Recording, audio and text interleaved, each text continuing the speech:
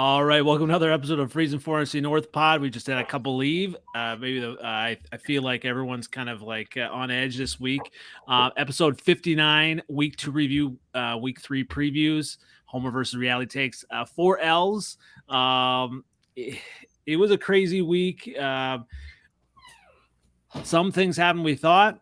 Some things happened we didn't think would happen. Lots to get going. Obviously, we've got to get things rolling, even though we got Dave in 7th letter. Oh, here comes 7th letter.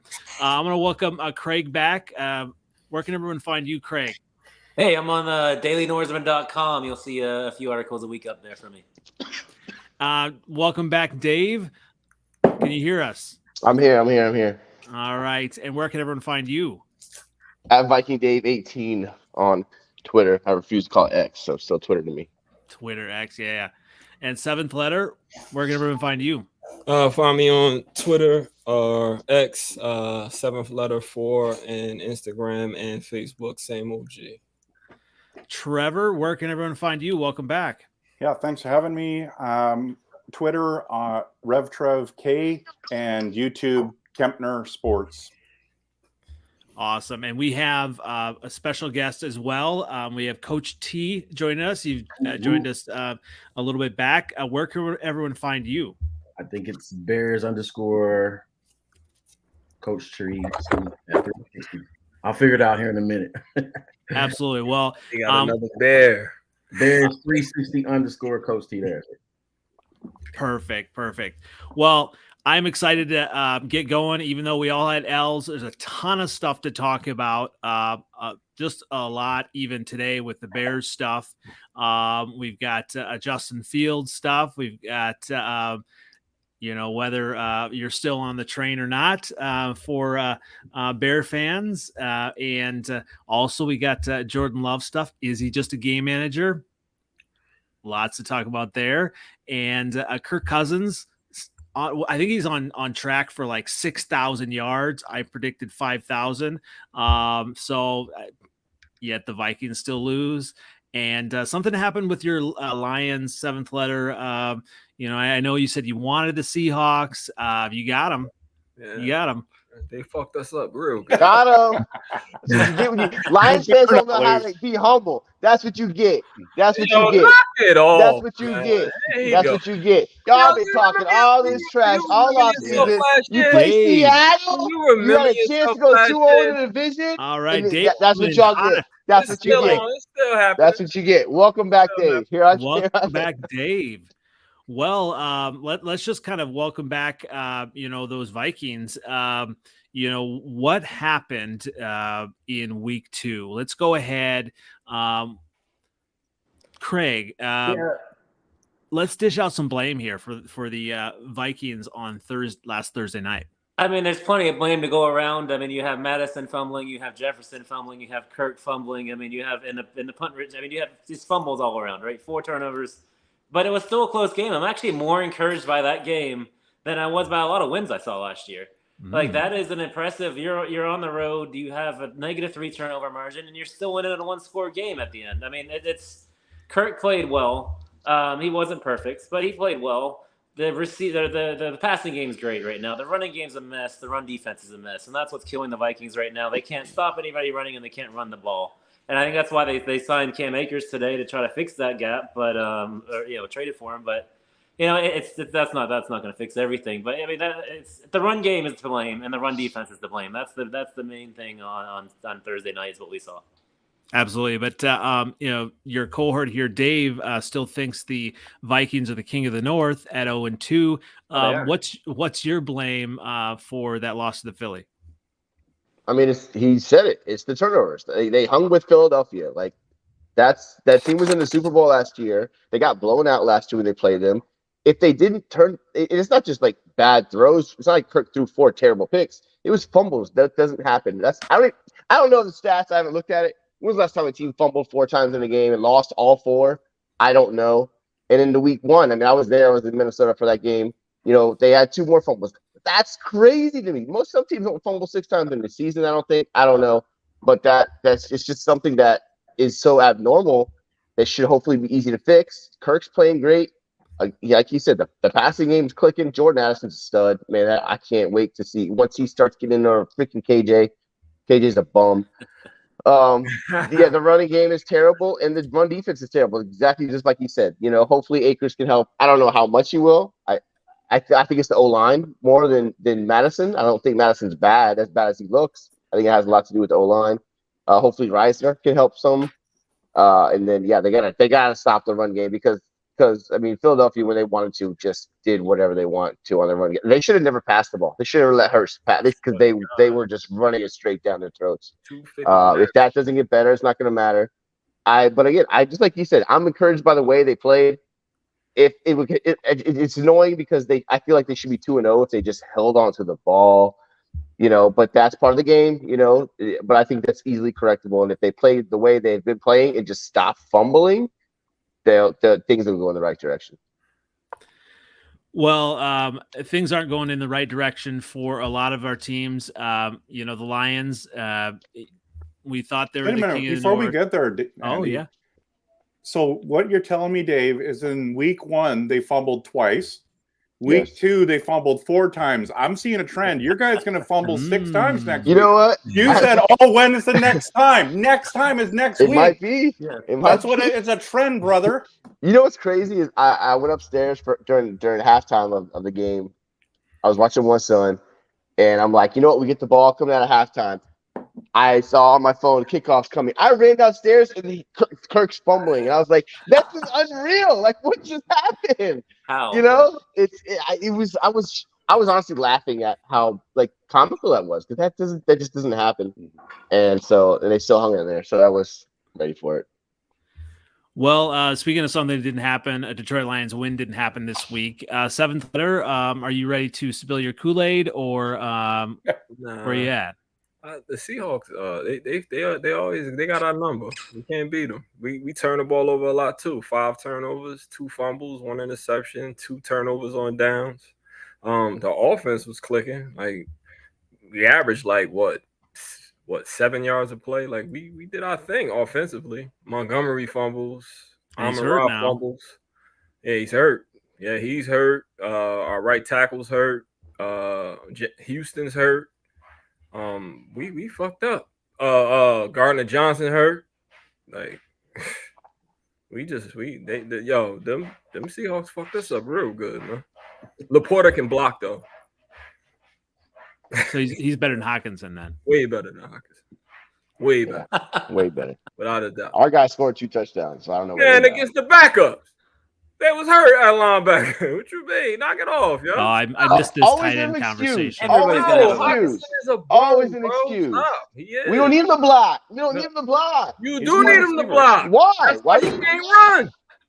We don't need him to block when he's catching 2 touchdowns. Man, you need him to block. You need a little bit of both. Listen, I'm sorry that your team doesn't know how to use them. I'm sorry your team doesn't know how to use them. I came down the stairs and I see Kirk Cousins fumbling. Why? Because they can't fucking block. That's not his job. He's a bum. Okay. He got the blue Kool-Aid. He's a bum. He does. He's 7th letter is always drinking Kool-Aid. You're fessing up. That's it. Speaking of a team that's kind of a little bit bumming about what happened on Sunday. The Green Bay Packers. I was pretty excited to especially watch that drunk stumble by Jordan Love. It has to be one of the funniest memes. And then I heard a lot of people saying, it wasn't his fault. It was the center's fault. And so where are you on that in the whole game? Dishing out blame. Trevor. Oh no, he totally owned up to it after the game. In fact, he said that in his press conference. He said, I said the wrong word. That's why no one moved. And then I was leaning and I fell. So I actually liked it that he owned up to it because there was other quarterbacks this week that didn't and started blaming coaches and players and stuff. So I think it's really great that a young quarterback actually says, you know what, that's my bad. And that was, of course, it's ugly. It's like the butt fumble. It's bad, right? It's but ugly. I still really liked what I'm seeing in Jordan Love, and I'm very excited about the future, and I like the progress that I'm seeing. So, It's crazy. I was looking at the stats though. 396 yards passing for the year so far, and Justin Fields has 427. So it's Yeah, we're not comparing, are we? Six touchdowns, 0 interceptions. Yeah, well, technically 5. That one was kind of a 6. flip, right? 6. 5, 6. They count. He Hey, is so throwing the here's the ball. thing. I'm concerned about 55% pass completions. For sure. Yeah. Yeah, I mean, Is there okay? But in saying that, I never thought he'd be at 6 touchdowns and no interceptions. If you would have said 3 touchdowns, 4 interceptions, I was like, yeah, that's what I'm expecting. Like, he's young, he's going to make mistakes. How is he have no interceptions? How is he scoring touchdowns? So yes, can he make some throws that he missed? For sure, he's got to work on it, right? But at the end of the day, this is what I don't get. It's like, man, if it was flipped, if the numbers that Jordan Love had and it was Justin Fields, oh my gosh, the Bears fans would be losing it, saying you're going to win the Super Bowl, and that's not everyone. Okay, not you got, well, maybe Andy now, but not Mr. T probably. So, but what I'm saying is, it's really interesting how the narrative is flipped, right? It's totally flipped. It's like, now we're just going to go to hate mode. And I get it. We're rivals. But, man, I'm telling you right now, 6 touchdowns, no interceptions. I get it. Do I want more passing yards? 100%. But he's young. So better completion percentage at this phase of the season, I'll take it, man. I was going to say, everyone's kind of heard my take on Fields and Love. So Coach T, give us a little bit of your thoughts on Jordan Love, his progress so far. Yeah, I'm looking at the stats, and I have been for the last couple of weeks. You know what I'm saying, I like it. I'll take the six touchdowns, 0 interceptions. I even take the 50 whatever % completion rate at this phase of his tour. Right, first 2 games of the season, usually the first 4 to 6 games are going to be trash anyway. The X factor for Jordan Love is the coach. You know what I'm saying? It's Matt LaFleur. That's the bottom line. And as a coach, man, myself, it gets lost on me when I read takes and when I'm on social media, Twitter, or whatever, because I understand what it takes to put in a game plan, install the offense, call plays on Friday night. Yeah, I haven't been to the pros, but it takes a lot. It takes a lot of attention to detail, and it's not going to be done in the off season. When you're doing mini camps, when the CBA is limited to the number of practices and all that stuff, the NFL is trash the first 4 to 6 weeks. But he has a safety blanket in the coach, and the system that you guys run, man. I'm envious of it. Right? We were promised a pseudo Kyle Shanahan style offense, and we got Luke Getsy. So, it's a total shit show in Chicago right now. If you haven't heard, like the floodgates are open right now. All bets are off for anything right now. So, yeah, I could go on. I'm waiting on you to ask me about Fields. The whole. Let's kind of get into that. About Love. One more thing. Oh yeah, go ahead. One more thing about Love. Love is not. He's young, but this is his 4th year. He's been behind one of the greatest quarterbacks in NFL history for 3 of them. He's not that young. You know what I'm saying? He hasn't played much, but he's like Aaron Rodgers was when he came in. He was 25 too, 24, something like that. Like he's been in the NFL for a while. Not as old as Hendon Hooker, but keep going. Yeah, right. He's not as old as Hendon Hooker, but that's just we needed a backup quarterback bad. It was bad. So, but he's not that young. He still hasn't really. He's got 6 touchdowns, no interceptions, but he hasn't.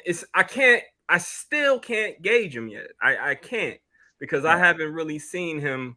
Atlanta does have a top 4 defense, something like that. I think they're 3rd in defense, and they got a good. If you look at the names on the roster, like, they got some players there. But if you look at the end of the game, like, he ain't play that good at the end. Yeah. You know what I'm saying? He kind of lost it, to be honest. So. He all right. He's all right. I look at the game, not like what they do when it matters. Not just the 6 touchdowns, 0 interceptions. He played against fucking a high school team the first game. And then the second game, you know, like he started off pretty good. It looked good until like the fourth quarter, and then Atlanta came back. See, this is what I, go back and forth with on and have a little fun on Twitter X, because a lot of times I hear, and Coach T, you hear this all the time. All Packer fans, everyone's like, Jordan, this is Justin Fields' record, 5 and whatever, his total record from all the time, and they put all of it on him. Yeah. Yet, other quarterbacks, it's like, well, Jordan Love didn't have, this lineman. He didn't have his top receiver. He didn't have that. Every single player, every single quarterback faces issues, right? And yes, I feel like I like a lot of things that Jordan Love has done. But yeah, he hasn't quite taken that step. He's taken what the defense has given him. And that's what in my opinion, I think, what Fields needs to do a little bit more, take what the defense gives him.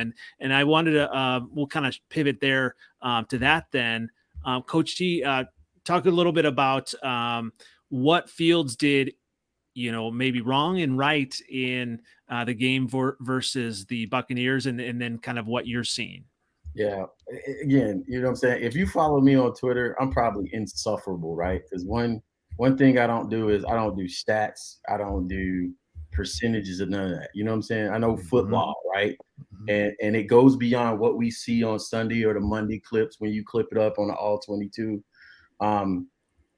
It's hard for me to talk about Justin without talking about Luke. It's a total shit show of an operation, right? You know what I'm saying? The protections are wrong. The route combinations are wrong. The progressions are wrong. You know what I'm saying? Like the infamous miss from this week where everybody's memeing it out, right?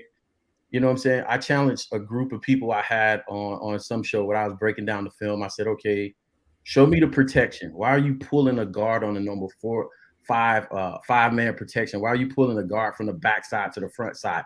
Is Luke attempting another screen here? Because that's what it looked like to me, right? And why are you running Cole Kmet out on a wheel route when he's as slow as he is, right?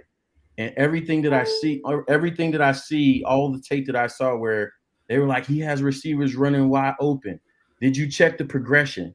You have DJ Moore, the third and the fourth guy in the progression. So fans will see the all 22 and see a guy all open from the wide angle, and they never look at the progression that the coach taught them to run on a particular play. So if his eyes, the progression is going to go like this: right to left, left to right, high to low, low to high. He doesn't just drop back and look at DJ. He has to go, his eyes has to go where the coach taught him to go. So if DJ is the fourth or fifth man in the progression, he can't skip his reads and go to DJ and throw him wide open, right? So the protections are breaking down. The personnel groupings are bad. Everything is bad about this offense. Terrible. Like some of the worse than Nagy, some of the worst coaching I've seen in my life. So, and it's hard to have arguments with Bears fans who don't know football to that level of detail. So I just troll the shit out of them, all day and frustrate the hell out of them, because I'm like, bro, if we get in the film and we break it down, I'll show you on detail how it starts with, like, so, you know what I'm saying? You're the offensive coordinator. You're the architect of everything that happens with that offensive football team, right? And your job is to make sure that this guy is confident in what he's seeing. If he's not confident in what he's seeing, he's telling you he's not confident in what he's seeing. Okay, what do I need to do? Now, the end result, you can't argue it. The end result, hey, I saw a guy run a seam route. Who was the fourth progression on that route? Tell me in 2 years, when was the last time that Justin was able to get to the fourth and fifth progression in the route without getting his head knocked off? So it's a habitual thing. Now, football in general for all of y'all's teams, right? Again, the Jordan Love tape. I'm not expecting Jordan Love to light it up in year 2. I don't care how many years he's been in the league. You got to have live rounds firing at you and have live time on task experience for you to have that muscle memory reaction to blitzes, protections, all that stuff. So that's why I say weeks 4 to 6, 6 to 8, we'll see who he really is. But I like the positions that his coach puts him in. You know what I'm saying? If he's getting these numbers now, when he really knows what he's doing, he's probably going to be a problem. He F around and get confident, then we're going to be in for another 10 years of torture in Chicago. So I love all this. And I had a chance. I had tried Sunday Ticket out on this past Sunday, and so I was going back and forth between the Bears and the Packers game, and everybody else in my household was Packer fans, so it was brutal. But yeah, it was brutal. But and of course we started out the Packers game, and I really loved the first play call, Trevor, that they did, right? It was unexpected. And I feel like for those of you, follow Iowa football, Brian Ferentz is the offensive coordinator for Iowa, and he's so predictable. And I don't know if from what I know, it seems like Getsy's been predictable as well, because obviously here the Bucs knew that play was coming, that screen. And so like, I feel like, with LaFleur, he is not as predictable. He called three of them in a row in a 2-minute situation. There was the penalty, the one that actually went, and then the one that got intercepted. But again, it's not just that. If you go throughout the game, and I said this on another show, Luke Getsy's offensive system, right? His passing game is bipolar, right? So either he's going to throw you a screen or something behind the line of scrimmage, or he's going to go something over 10 to 15 yards. The intermediate game is missing. There's no digs, no slants, no outs. There's no picks, no rubs. You know what I'm saying? So they talk about the missed dagger routes down the field, or the missed inside routes down the field. Everything in between there, he's not throwing it. He's not calling it. Something is fundamentally off with this guy. And I like what happened today. Seventh letter, were you gonna say something? Nah, it's you got 3 seconds, and he has to. I understand the play call. I understand like what you're saying, but I think like he got 3 seconds, and I seen him stand back there bouncing, patting the ball much longer, and you can't expect your O-line to hold up as long as they have for him at times. Yeah, it was a few sacks. He's just doing this. Yeah, that's what I'm saying. You're gonna see the highlighted plays where he gets sacked and he holds the ball. But again, nobody's gonna sit you down and say from the end zone shot, look at the progression, look how close the receivers are running together. We had one play where 2 receivers ran deep curls and they were right next to each other. That's architect of the game. And again, it's not just individual plays, it's telling a story, right? It's developing a thought pattern. So if I call a jet sweep to the boundary of the field with Velus Jones, the short side of the field, if the offensive coordinator is calling bad plays for his offense, right?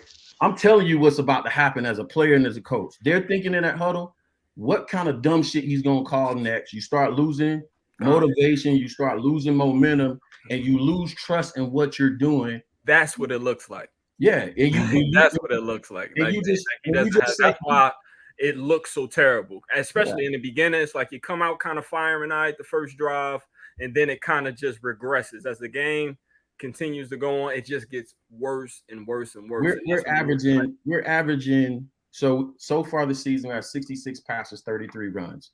Where Khalil Herbert's averaging 5 yards a carry, Roshan Johnson is averaging 8 yards a carry. Why he ain't getting the ball more? 33 runs, 66 passes. Yeah. Well, but don't you think that Justin Fields is just shell-shocked? Like, I thought he probably thought this O-line's going to be a little bit better this year. It seems like he's scared. It seems like there's something like off because there are like Nick Wallen's stuff that he's done. He's a Bears fan. He's a coach. So Coach T, I don't know if you've seen any of his stuff, but he talks about the progression. He talks about, at this point, he's got to be releasing the ball here. He's not. It'd be something to check out. But I think he's going to get famous because of the way he's breaking down the plays, just like you're saying. But it seems like to me, and I'm not a coach, okay? So I'm a fan who's just passionate. But holding on to that ball, and it's like he's a little bit afraid. He's afraid of throwing a pick or something like that. I don't know what it's like. Something mentally is off right now. Yeah, he said it today. You got the clip. He said it today. He said, "Listen, I want to steal your thunder if you got the clip. No, go ahead. Oh, I don't have the clip, but go ahead. Yeah, he basically, as the media reports, it called out Luke Getsy today when they asked him what the problem is. He said, I'm thinking too much. I'm trying to be a perfectionist. And then he said, why could that be? And the first reason he gave was that made the national media was it could be coaching. I genuinely think he said what was on his heart the first time. Now they made him walk it back, but I genuinely believe he said what was on his heart, and it's the right reason. It's the right reason. You don't come out and run for almost 1,200 yards, playing footloose and fancy free the first year. They changed his foot, so he goes to the Aaron Rodgers, his footwork. So he goes to the Aaron Rodgers right foot back, right, instead of the left foot back, which he's done his entire life, right, which is supposed to speed up his timing, right. Luke is trying to make this guy Aaron Rodgers. It's not going to happen. He's not Aaron Rodgers. He has a different skill set. You just have to call or build your offense around him. So I don't, I was gonna say that's why it blows my mind. I remember being at the Dolphins game, and we had just traded for Chase Claypool, and there was kind of excitement. And I feel like in that game they started doing some different things, even with Cole Kmet running him, giving him the ball hand, and they were just doing some different things and using Justin Fields' strengths. And so it's just, you can see that's why everyone's like, well, he's trash, he's this and that. And like, you can't have, just show the talent he showed last year and then it just be gone in 1 year. It's still there. Yes, obviously there's something. And from, what I've heard is, obviously Justin Fields has been raised to be very respectful to his coaches and everything. And I think that could, be getting him in trouble, and that's why I loved it when he came out and said, F it, because that's what he needs to be, him. And I really like what you said about Getsy, because he is trying to make him into Aaron Rodgers. And I had that note that, changing the feed as well. And so I think it's important, if honestly, if Getsy wants another job after this, he better, listen to his quarterback and because he's not going to give another shot, because the Bears, if he keeps going this trajectory, the Bears are not going to win. I don't know. I think it's easy to point at the coaching, but because you saw the talent of Justin Fields in college, but at one point are you saying he can't throw well enough for the NFL? That's why they're trying to fix his footwork. That's why they're trying to fix his cadence and how fast he's getting released and all that. Like, it's because he's not good enough passer for the NFL, and that's how I've always felt about him. Is he can't make the throws he needs to make. It's great when he has time and all the time in the world, and he can hit some he wants, but. Yeah, he can do it when he has time, but you don't have that time in the NFL. You need to be able to do it faster and quicker and make the decisions faster, and I don't think he's doing that. Can have throws that look really good or even games, but if you can't do it consistently, that tells me something about you. Yeah, that's what I was saying. I don't think he has the right now, the way he's playing is good enough and to pass in the NFL. And I don't care how good it is. Stinks. That O-line's terrible. And it's not consistent. It's even getting worse too now. So and exactly, you just lost your left tackle, so it's going to get nothing but worse. He has no help around him, so that doesn't help either. But I think at some point they're trying to speed him up because he's not an efficient passer. So he's a coordinator, man. Right. We'll talk about that in a second. I'll take y'all bugging over there. Yeah, we lost it. Today was a rough day. We lost a defensive coordinator. We lost a backup quarterback. But I'll take, again, to me, it's not about that, right? So when they teach you offensive football, right? The first thing my mentor taught me was, before you draw me up a play that you want to run in my offense on a Friday night, you know what I'm saying? Tell me how you're going to block it first, right? That's the first thing, the first rule of offensive football, right? So I'll take any of your team's offensive line, right? I'll take any of your team's offensive line and put I don't want yours. And put Justin behind it and give you a better product. You think? Isn't that what I said, Trevor? Didn't I say that? You said that last week, and it's like, but that go ahead. The problem is that's not my fault. Yeah, that's not my fault, guys. It's not my fault that you guys can't draft. It's not my fault that your O-line sucks. It's not my fault that your injuries are piling up. That's not my fault. Yeah, it's organizational. But you're right. It is. He can't do what he's doing because he doesn't have the protection. We know that. Yeah. I think Justin Fields is better than he plays, but Craig has been on this from day one that he's a garbage quarterback. And I I've like said that that he's forever. consistent. Yeah, you guys have both been saying that. I don't agree with that statement because I just don't think that you've had the O-line to help him. Like if Jordan Love was running for his life, you guys think he's bad now? You think he's a game manager now? He'd look terrible. I don't think Jared Goff would look good. Kirk Cousins still doesn't look good when they Dude, He's had nothing Cousins but has a shit terrible online. O-line, and he's out there crushing it. What are you talking about? Well, he's getting Have his you- ribs he gets broken. hit, He's yes. getting Fumbling and everything. He's getting destroyed every play. Kurt? And But what I'm he's saying also is talking the about O-line's Fields, and Fields important, has. Dave. It's very important. I'm not saying it's not. All my I know point it's is important. that's all my 100%. point is. But you can't make excuses Kirk for this guy Cousins, all the time. Kirk has a terrible O-line too. Why is he good and why is Fields suck? What's the difference? I Kirk's think Kirk offensive Cousins is better last than year was actually really Justin good. Fields, okay?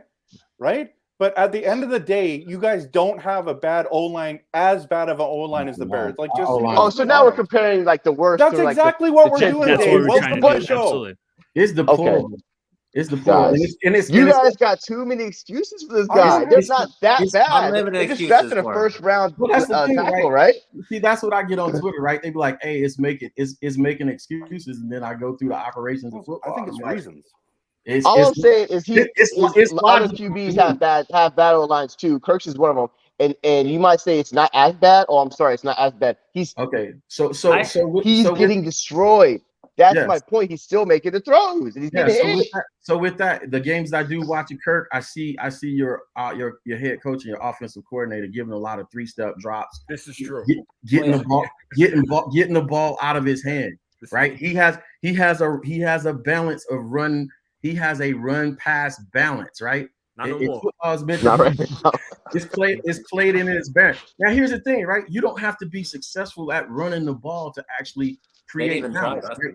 You have to play complementary football, right? You run the football. Sometimes you'll run the football as an OC just to keep your defense off the field, right? Hey, the defense is getting up towards 50, 60 plays. Listen, we're coming out this drive. We're going to run clock. There's no intention of getting the ball down the field necessarily. If we do, great. But I'm trying to get my defense a rest, right? It's none of that in our building right now. I think all of it can be true about the Bears. They all suck. Their offensive coordinator sucks. The offensive line sucks, and the quarterback sucks. I think they all. Look, I they're was the going to worst say team in the maybe league. quarterbacks just They were sucks the too. worst team in the league last year. They lost the last 14 games of the year. Yeah, and the They Vikings lost the only ran the first. ball They lost 9 15 times games in a last row. year. The They whole throw offense that ball sucked. this year. I think they all suck. I think they're the worst team in the league still right now. Well, Vikings the are offense also is 0-2, terrible. but yeah. So let's go I'm ahead. not serious about the Vikings. When I watch those games, right? When I watch other teams play, I'm like, man, it'll be nice. Look, the losses are one thing, right? But to watch a football game and see competent football, right? Listen, I've been there, so I know how you're talking about. I get it. I tell people I watch the games to steal stuff, right? Sometimes I'm like, bro, I'm gonna add stuff to my little coaching notebook. For the last 2 coaching regimes, I can add absolutely nothing. Zilch.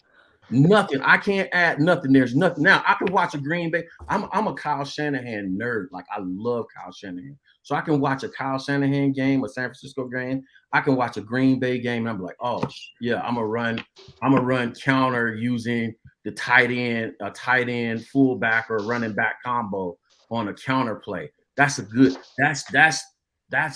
true Kyle Shanahan style offense.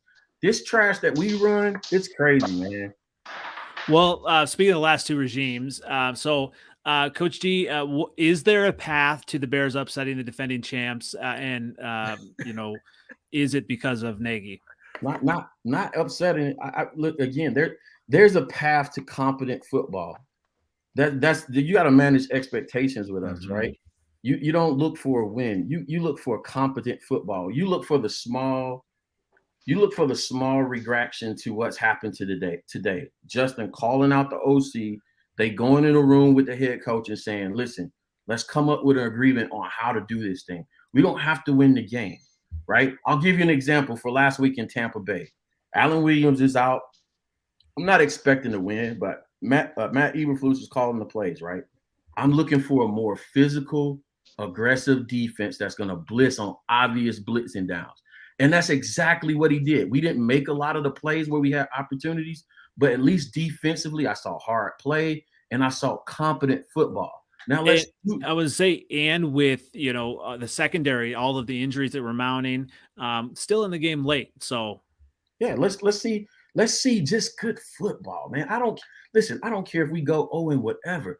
Let's see smart, competent football. Let's see. Watch this. No matter who we bring in, because here's the X factor with Justin, right? And I hate the fact that people bypass and give Luke Getsy a pass. And everybody's already screaming for Agent Bajent, right? It doesn't matter. You move Justin out, you're gonna bring Bajent in. I'm gonna tell you what's gonna happen. Bajent's gonna have success similar to what Mitch Trubisky did his first year in Chicago. He'll have success for a year, but because Luke Getsy doesn't have the level of depth and understanding how to call plays in offensive football, the next year he's gonna be ass again. I promise you that's what's going on. He's a fraud, just like Nagy was. I called Nagy a fraud 6 months before everybody got on the train, by the way. Does it matter, Coach T, when a new quarterback comes in and other teams don't have tape on him? Yes, absolutely. Absolutely. Not just the quarterback, but also the offensive coordinator. They have no tape on it. They don't know what he's going to do. They don't know the concept. They can just guess. That second, towards the end of Nagy's regime, I was like, we're in trouble next year because this dude doesn't have the level of depth of understanding the offense he's calling. He needs specific players to call Andy Reid's offense. He doesn't know offensive football and concepts, right? You have to know power concepts, right? You have to know zone concepts. You have to know zone read concepts. You have to know general concepts, and then you build your playbook off that. These guys are copying and pasting their mentors' offensive playbooks and going to another team and running the exact plays. That's exactly what they're doing. Well, let's go ahead and predict the score here. We have gone around and predicted each of the scores. So Bears at Chiefs. Before we go ahead and do that, so far through 2 weeks, seventh letter, you're leading. You got your 4-3 record. Oh wow! You're Trevor leading with 4-3. Yeah, Trevor, you and I are tied at 3-4. We won't talk about Dale, but everybody sucks but the Vikings. Yeah. Well, speaking of the Vikings, Craig, you're 1-6. So just let you be on that one. I'll never pick the Bears again. So let's go ahead and Craig, go ahead. Do you think the Bears are going to win this weekend? And what's your score prediction? No, I think the only way that happens is if Justin Fields gets 297 and breaks Adrian Peterson's record. That's about the only way that's happening. So I'm going to predict, let's just say 30-9 Chiefs win. Okay. All right, Dave. Yeah, I think KC wins this one pretty easily, 27-7. 27-7. All right, seventh letter. I think just because I just don't think that the Chiefs offensively are as cohesive as they once were. It might be a little close early, so maybe like 17-14 at the half, but then the Chiefs eventually pull away. So maybe like 24-14 or something like that. It'll be closer than you think. Jeez. All right. And Trevor. Chiefs win 43-13. Wow. Okay. I do not believe in this team, and I think that you got Super Bowl champs coming in, and I think it's going to get ugly. So, all right, Coach T, what are your thoughts? The spread's 12.5. I'm gonna say the Bears come out and actually run the ball and take the ball out of Pat's hands. So 24-14, take the Bears and the points. 24-14. Chiefs. Yeah, it is really hard to pick, in Kansas City against the Chiefs. So I'm going to pick the Chiefs and 12.5. I'm going to say it's actually going to be 27-20 Chiefs. I think Justin Fields is going to keep him. I think he's going scorched earth. I just, I hope he does. I hope he really kind of, takes it on himself and really kind of, takes the bull by the horns and does what he needs to do. but it's hard to go against Mahomes. He's really the GOAT, in my opinion. All right, let's move on to the Vikings now. They are also 0-2. So Dave, I'll give you the start here. How though? So what is the path, Dave, to the Vikings righting the ship versus those dangerous Chargers? Just don't turn the ball over. Can we just hold on to the ball? That's all we got to do.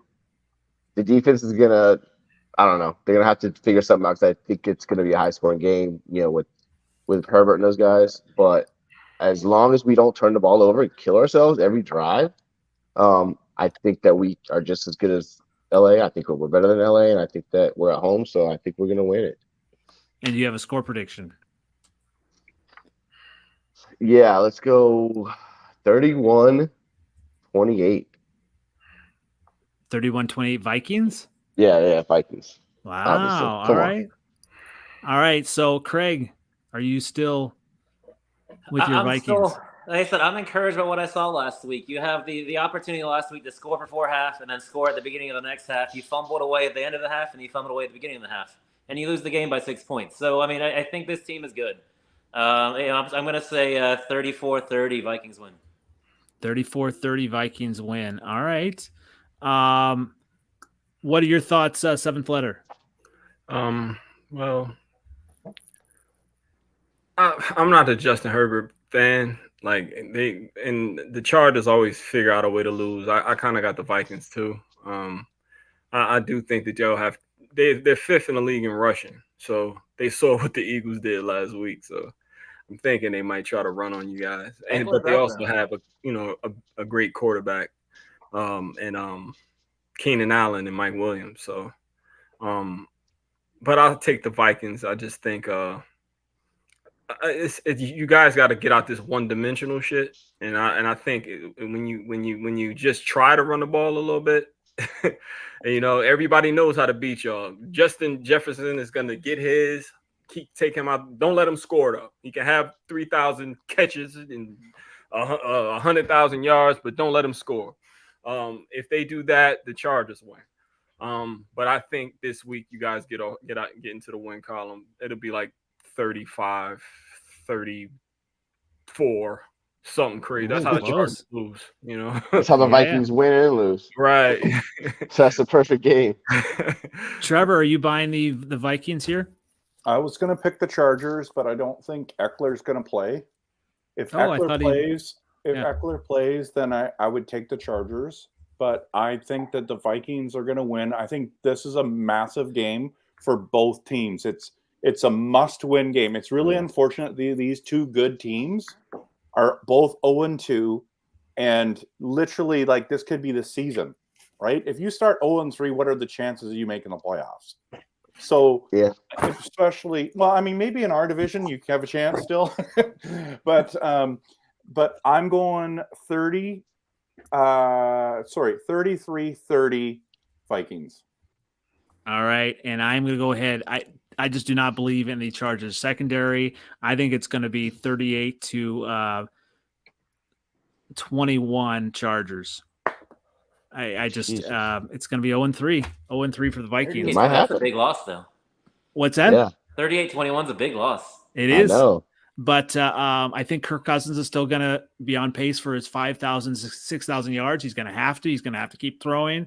I don't know about you, Coach T, but I think Herbert can make all the throws. And I just, when you have those receivers that the Chargers have, how are they going to be stopped? I don't know what your thoughts are, Coach T. I won't pick the game because I don't pay any attention to any of you bum teams. Well, you do mine. Well, I have to. But I think it's going to be. I think it'll be a shootout, right? It'll be a nice little offensive display. A display of offense. It's going to probably come down to who can make a stop late in the game, right? So whatever the score is, it might take one of those defenses growing up in the fourth quarter, or somebody making the kick, right, to win that game. I think it's going to be real tight. Well, speaking of an interesting and possibly tight matchup, so seventh letter, what is your path to the Lions clipping the Falcons' wings and doing what the Packers could not this week? I'm just catching with them. I'm catching like a flashback of what the Panthers did to us last year. Just running that ball down our throat. They got a good offensive line. They got 2 good running backs. Out possibly the quarterback can kind of fuck it up for him. But we too hurt. We're injured all over the place. So hopefully we win. I'll take us like 21-17, but they got a good defense. Grady Jarrett, Campbell, Terrell, Bates. Where's that game at? It's in Detroit. And we just lost, and we're usually good after losses, but we're so injured. Amon-Ra's hurt. He got turf toe. So, like, if he don't play, we lose. If Amon-Ra plays, we win. I don't think, Josh played good last week, but I don't know. I don't feel too good about this one. I don't. Falcons are better than people think. What? Desmond Ridder had that. I mean, that was obviously watching that Packers game intently, and he had that run. I was just like, that's kind of what I was hoping Fields would do. And we can't stop running quarterbacks. They always get out on us. We make Geno Smith look like. So you're saying that if Fields is Fields, the Bears are going to beat the Lions as well? What? I thought you just predicted that. But we know he can't throw. So we're not worried. Touche. All right. Trevor, are you going with the Lions? Yeah, I have to, but I want to pick the Falcons. I'm going Lions. Yeah. 28-21. 28-21. And Craig, what are your thoughts? Yeah, I'm pissed at myself for not picking the Falcons last week. Speaking of coaching, though, the Falcons are a damn good coach team. I mean, they don't have the talent, the big names that you're seeing, but they just run the ball and play solid football, and they have a great defensive line, a solid running game. I mean, it's like old school football with them, but I think we're going to see something like 17-16. I'm going to say the Falcons pull it out. I think it's probably the mustache, really, Arthur Smith. Orange stash Arthur then came in with. You gonna run that ball, man. Yeah, you got Algier, you got Robinson is the real deal. He's a beast. And if you can control that, I mean, I don't know. Seventh letter is Craig Reynolds going to be the main guy because I don't know. It's Jahmyr Gibbs We just bought a homeboy up from the Jets. I forget his name. Howard. What was his name? I forget. The running back for the Jets last year. He was on our Bam Knight. Yeah, Bam Knight. Right. Oh, okay. He's all right. He's all right. You need DeAndre Swift back. Well, Jahmyr Gibbs is getting. They wouldn't use him right anyway, so they never did. If Jahmyr Gibbs has any type of fire in his belly, they got Bijan over there that everybody going crazy about. I hope he takes that as a challenge. But they got the number 3 defense. They playing their ass off over there in Atlanta, man. I'm worried. I'm gonna actually pick the Lions to win this one, and I'm gonna say it's gonna be 21-17 Lions on this one. I just look at Hutchinson, and I think he can be a disruptor, and that maybe the Packers didn't have. He got to stop spinning out the fucking play. All that spinning, he out of position. He gets on my nerves with that, yo. And he the only one. So all they got to do is double him. We don't get no pressure from nowhere else. Like, so. Speaking of team to get – oh, good. Did everyone pick the Falcons? I didn't pick. Oh, Dave. Why are you skipping me, man? Well, the Falcons are going to win this game. Oh, you are picking the Falcons. The Falcons are better. First of all, I think it's going to be a really good game. The Falcons are low-key really solid, like you guys were talking about. Like, they got weapons on offense. Even though they don't use them, Pitts is just out there blocking. They talk about guys that need to block. It's Pitts because all they do is run the ball.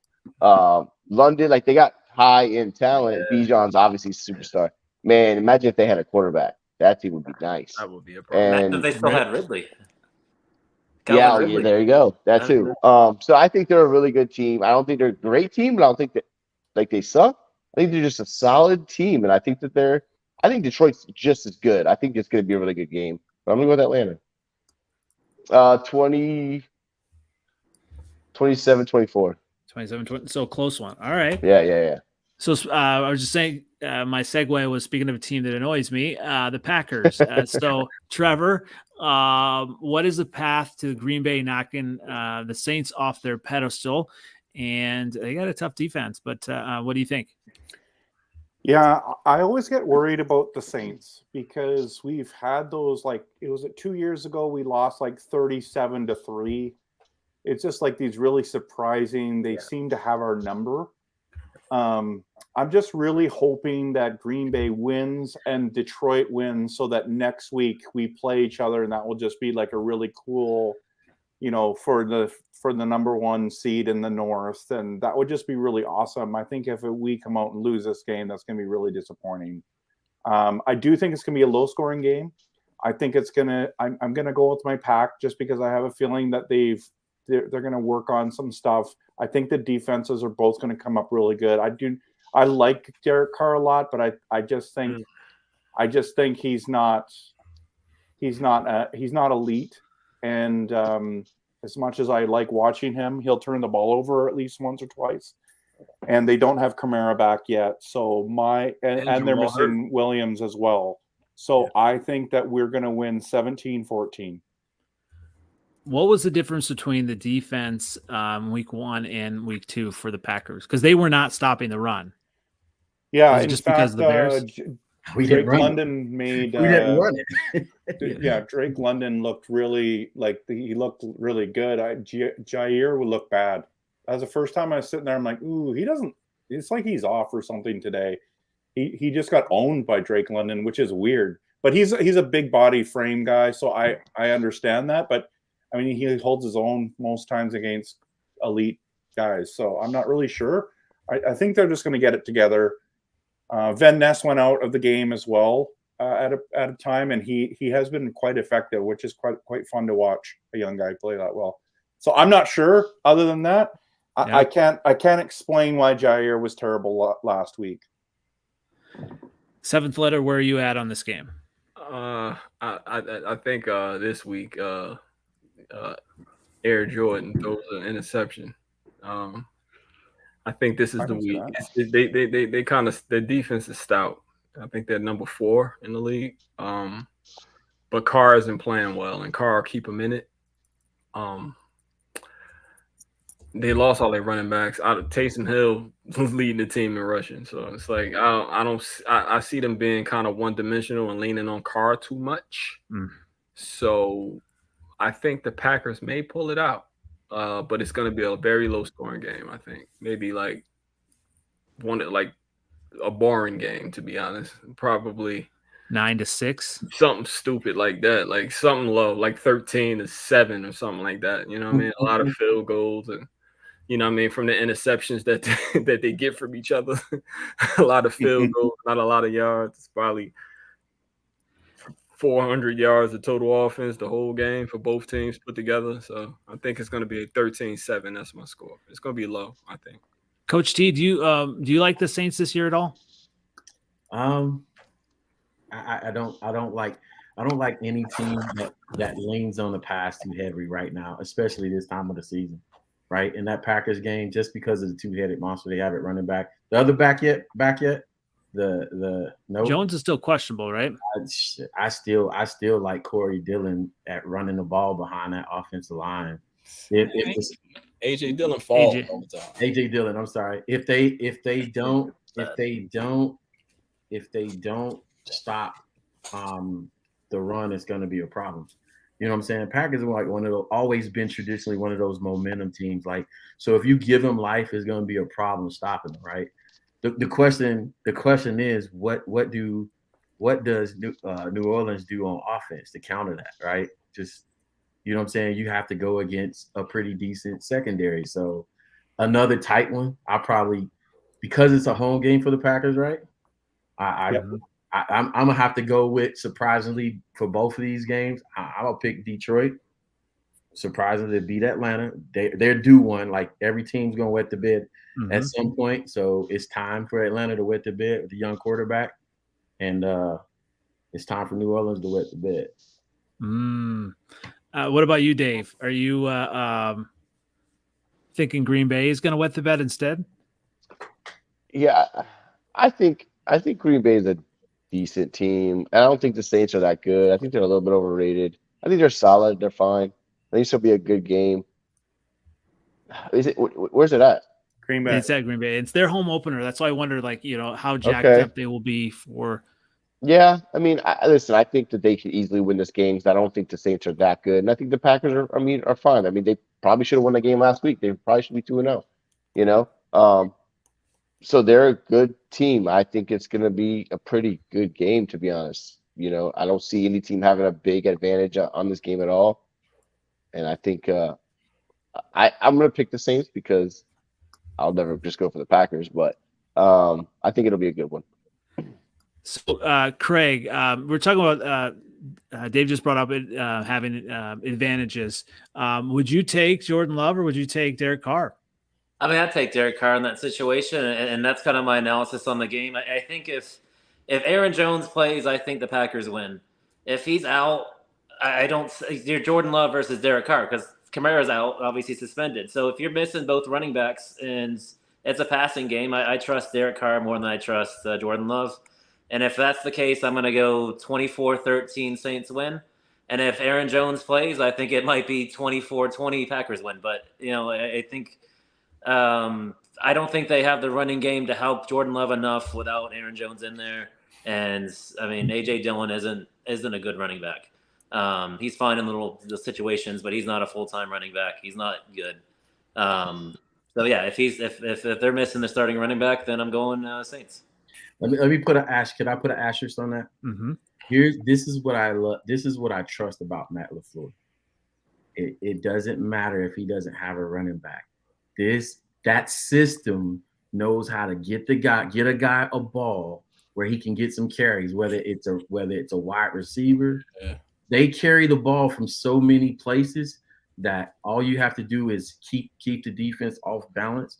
And then get the ball late and bring your big guy in and play a little smash mouth. I trust the system. Like if I could take that system and put it in Chicago, bro, I would give up a couple paychecks to do it. Everybody's system is better than Chicago's. Yeah. Well, this is why I say, Trevor, we talked about in fantasy. I know you picked up Jordan Love in a few leagues, and he said, "Well, what if he pops up all leagues? All dynasty leagues I have Jordan Love." And so I totally get that, but especially with this year, like I heard a lot of Packer fans saying, "Oh, he's gonna, light it up and everything." And I said, if the Packers were smart, they wouldn't be asking him to do that. They're not going to ask him to do that. And obviously, through the first two games, they have not asked him to do that. Mm-hmm. They, he's, doesn't even have 400 yards passing, but he does have the touchdowns. He's not turning over the ball. He's doing what he's asked of in the offense. And I do applaud him for that. Yes, I think, he could definitely do more, though. See how you bring a quarterback along? That's you don't throw the whole damn playbook at him, right? You don't throw the whole damn playbook at him and say, "Oh, go out there and give me 400 or 500." Watch the numbers. Watch the passing attempts and completion now for Jordan Love compared to midseason at the end of the season, right? You progressively add stuff throughout the year, and as long as he does that towards the end of the season, good or bad, like you'll have some dips in the season for Green Bay where he'll stink it up. Let him get that shit out the way, and then before you head into the playoffs, then say, okay, we're gonna let you rip it. That's how you do it. You don't throw everything at them at once. And I think a lot of coaches get it wrong where they think they should cut the field in half for the quarterback and they roll them out. Well, you cut that half off for the defense too, and you just cram everybody into a tight location. And so I think what you're saying, you simplify the offense, but you don't have to cut the field in half either. You can say, I'm going to read the left and just have receivers out here on the right just to keep the defense honest. Right. But I think a lot of these guys, they think, oh, I'm just going to roll Justin Fields out to the right because he has legs and then throw to the right. And it's like, well, the defense all just comes to the right and leave one guy out there on the left just in case. But I'm not a big fan of waggle motion at all. No, I hate that. I think that a lot of coaches think that's helping the quarterback, and I think you just make everything in a phone book and you make it harder on them. So I think simplify it. Green Bay's doing a great job. They brought him along. They've simplified it, but not made it simplified for the defense at the same time. I think the Saints defense is going to make it tough for Jordan Love. And I just think the Saints are going to be a little bit too much. I think it's going to be 26-20. Saints are going to win this week. If we can't run the ball, there's a really good chance that the Saints are going to win that game. And if we're like last week, we're not winning it. We can't rely. We have too many injuries to elite players to be able to pull it out at the end. That's what we saw in Atlanta.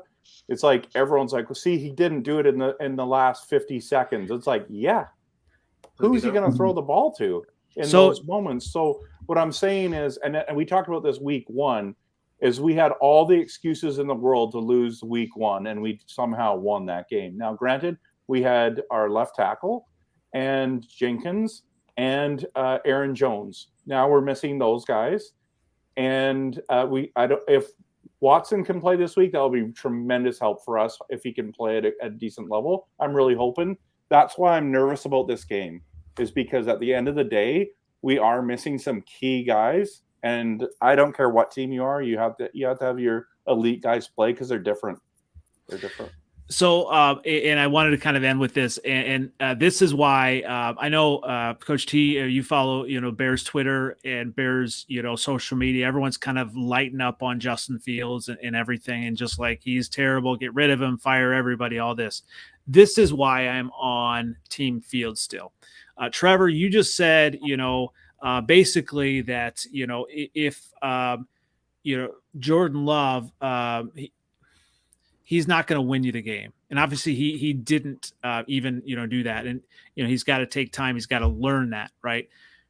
Justin Fields, what he showed last year, he has that ability, maybe, not necessarily at the passing, at the growth that we want to see the passing, but last year, just the electrifying plays, even that one versus the Eagles, I was just like, holy shit. I just kept said that several times. Like, he has that ability, he has that thing that you want. And yeah, you get a coaching staff that's going to try to take that away. That's hard.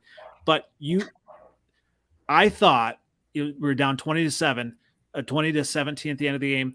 You give Justin Fields the ball and you let him rip it, he would have won that game, or at least got down, to tie it. Don't hamper him, but he has that ability. And that's why I keep harping on social media that Justin Fields is still better than Jordan Love. And, the jury is out, obviously, on both. But you can't deny the talent that Justin Fields has. He showed it last year. He showed that he can be an electrifying player. He's a very good athlete. Hey, he can do it. He took the team on his back. He took a worse roster on his back last year. Almost, it was like, we talked about being close in games. Took him on his back and lost 14 games. Well, you guys were just talking about how the Vikings were close in games. They're so close. We were right there. We should have won this. Packers should have won that. We lost by 1 point. The Bears, look at all the games that they were close in games last year. So he has that ability. Coach T, I'll let you respond first. That's why you invited me on, watch you, because we're probably the very few people that's hanging on to these takes, man. I'm hanging on, yeah. Yeah, I listen, man. I'm one of the very few people standing loud and proud, right? That, you know what I'm saying? Because I see it. I see it on tape, man. Right now, Luke Getsy has Justin at a 303, right? Compared to, I'm glad I came on because I have something to compare it to, right? So all the takes about Green Bay and how Matt LaFleur is handling Jordan Love, it's polar opposite. He has Jordan Love on one-on-one, right? He's putting him in great positions. Even you watch the game against us.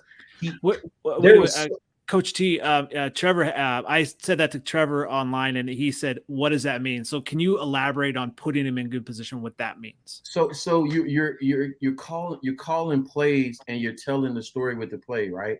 So you're establishing the outside zone or the power play. You counter that with counter, right? So if they're adjusting to your power play, your outside zone, and the defense shifts the numbers over to the strength of the formation, you come back with some weak side counterplay, right? Once they address to that, you come back with some kind of boot off of that.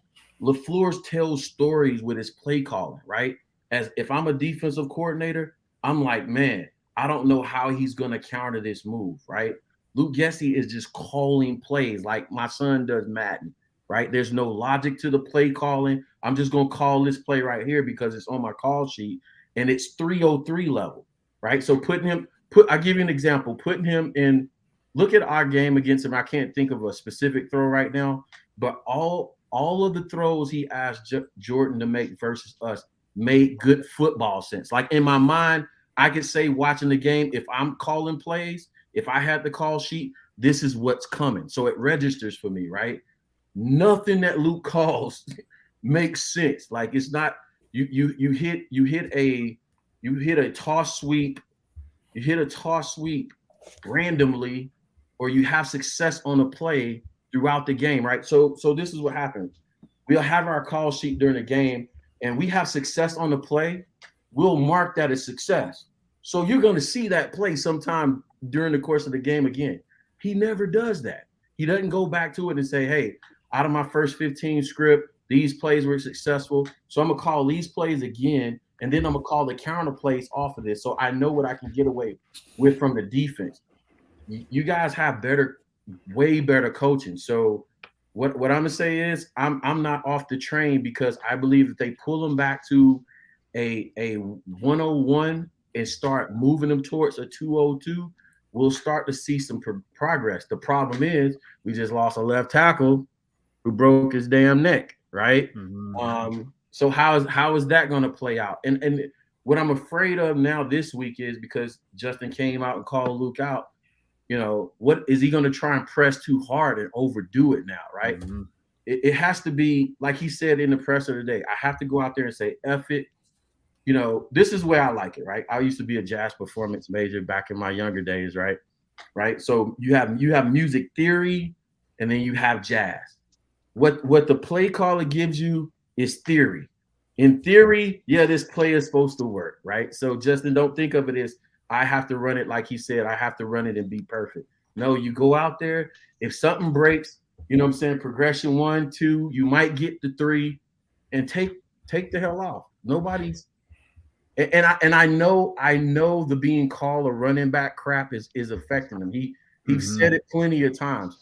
And for a number of reasons, for tropes and all that other stuff, I hate it for him. But he has to keep that stuff out of his head.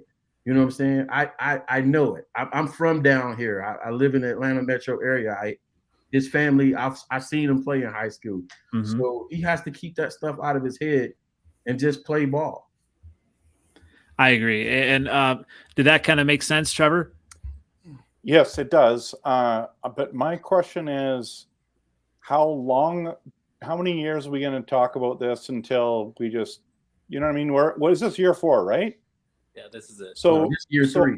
Year 3, yep. Year 3. So year 3, you got, Andy, you're talking trash about Jordan Love. He's played 2 games this season. He played 1. He started 1 before.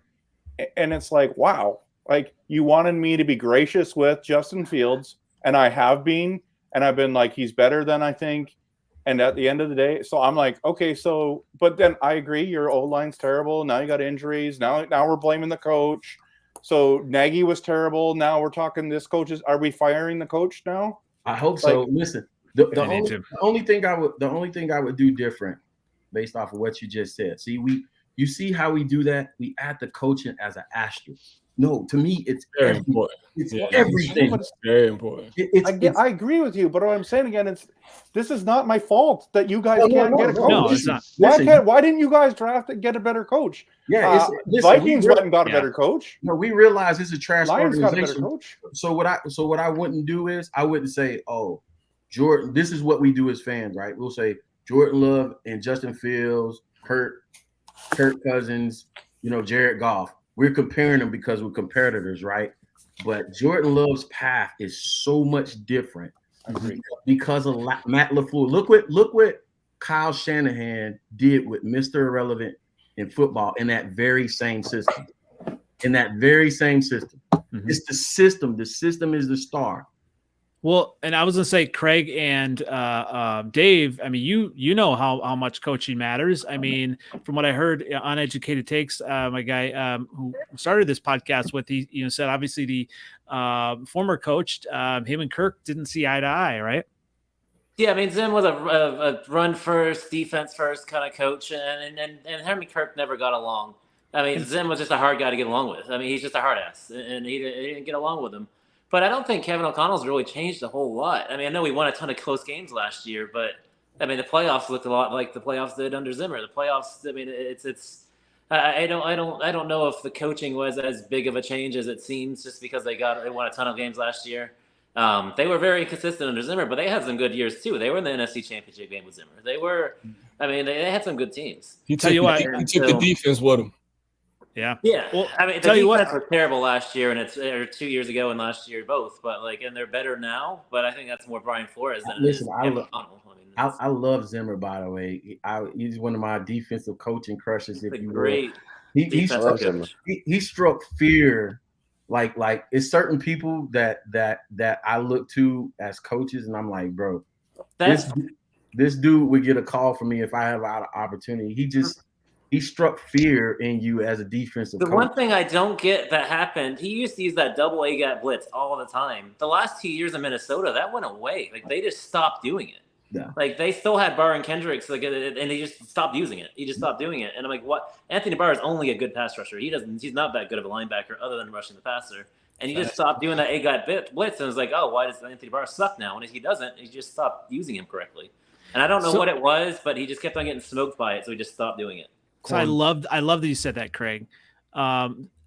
So does Anthony Barr suck now? I mean, he's getting old now. I mean, he's still down in Dallas. I mean, he's played well though. I mean, for that. I was going to say kind of the same thing that you were talking about, like coaching for a defensive player. Yeah. We are seeing that for Fields, right? I mean, you can't say, these things don't happen in a vacuum. And so I get it, a lot of it, for all of us, right? There's some fandom in it. Cause I mean, Coach T and I mean, we want to see the best in Fields. You want to see the best in Jordan Love. And for me, I love it on Trevor on Twitter, trying to flip the script. Everyone's trying to talk about Fields. Well, I'm going to flip it and let's talk about Love. It's more fun that way. But it's how you're going to get famous, Andy. I don't want to get famous. I'm serious. You look at the Packers guys that are famous. What they did was they turned antagonistic towards the Bears, and they got famous that way. So I see what you're doing. I understand what's going on. You have a little bit of fun. There's nothing. You're trying to have fun. You're trying to get famous, and I'm all for it. I hope that you become the greatest podcast that this world has ever seen. Now, granted, we're helping you along the way, and I'm happy to do that. But I'm just saying, I understand what you're doing. And you're trying to get underneath Green Bay Packers fans because bad press is good press, bro. And you can do it. And I've seen it because I actually don't think you believe everything you say. Some of it. That Monday after Packer game, it was rough. It was rough. Well, this has been long, but it's been fantastic. I definitely appreciate each one of you coming on here. Craig, where can everyone find you again? Yeah, dailynorseman.com. You'll see some columns up there for me, and then on Twitter, GA_SKol. And Dave, making an appearance again. Where can everyone find you other than your bed very soon? Very soon. At Viking Dave 18 on Twitter. And you're usually stirring stuff up anyway, too, right? Yeah, I've been too busy lately to stir stuff up, and I see too many idiotic. You know what's really got me going lately? The last week and a half, since last Sunday, when Bears fans are just skydiving off the cliff, like they are jumping off. Yeah. It's the best thing ever because they are losing their minds. I mean, obviously there's a few like you guys, whatever, but it's just on fire, and it's so funny because 2 weeks ago they were like, Fields is the best ever. He's gonna win MVPs and he's gonna win all these things. It's to see them bail so fast. That's the part. If it's the end of the season or halfway through, it's been 2 games and they're just done. I told you, 6-7 the score. Beat the Chiefs and the narrative will change. Yeah, absolutely. We'll wins change. Absolutely. That's being a Bears fan right there. It really is. It really is. And Seventh Letter, where can everyone find you? On the top of the NFC North. You're sure about that? Not for long. We're coming, baby. Seventh Letter 4 on Twitter, X, same OG on Instagram and Facebook. And you guys, man, this was fun.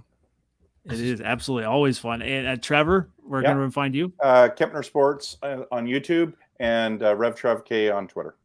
Absolutely. And Coach T, always a pleasure to have you on, really give a lot of insights into everything as well. Where can everyone find you? On somebody's couch if we don't get this thing straightened out real soon at the liquor store. No, it's Bears 360 _ Coach T. It's always fun. Appreciate you guys. Hey, I got my hotel reserved for Detroit already. Maybe we'll have picks 1 and 2 or 3 and 4. So we'll see. Well, thanks again, guys. Once again, it's been a Freezin for NFC North podcast. Like, subscribe, all that stuff, and definitely interact with us on Twitter during the game. A lot of fun. Entire NFC North. So thanks again, everyone. We'll catch you again next week.